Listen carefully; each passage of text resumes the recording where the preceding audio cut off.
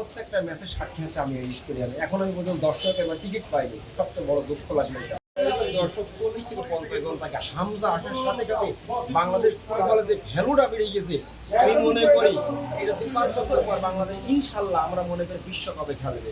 এরপরে দেখেন হামজা আসার সাথে সাথে ফুটবল কোথায় কোথায় চলে গেছে। এর আগে জাতীয় দলের খেলা অনেক এত অনুমোদনা ছিল না, হাতে মিলে কিছু দর্শক হয়তো, এবং টিকিটের যে চাহিদার কথা সেটি আছে। দেখেন 2 ঘন্টার মধ্যে টিকিট বিক্রি শেষ।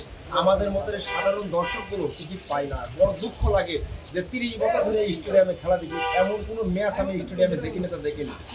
দেখেন জাতীয় দলের খেলা বলেন, লিগ বলেন, মেয়েদের খেলা বলেন, অ্যাথলেটিক্স খেলা দেখেন, সমস্ত খেলা এই মাঠের আমি সাক্ষী।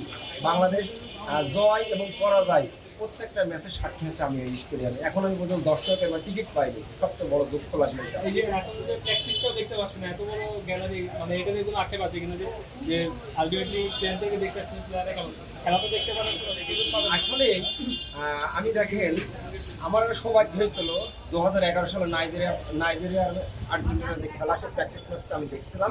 এবং বাংলাদেশের যে প্র্যাকটিস আছে আমরা দুঃখজনক, এটা আমরা দেখতে পাচ্ছি না। দর্শকের জন্য উন্মুক্ত করে দিত এটা ভালো হতো। অনেক লোক খেলা দেখতে পারবেন না, কিন্তু প্র্যাকটিসটা তো দেখতে পারবে। এই জন্যই যদি ফুটবল ফেডারেশন যদি উন্মুক্ত করে দিত প্র্যাকটিসগুলো, সাধারণ কিছু একটা গ্যালারি, এটা ভালো হতো দর্শকদের জন্য।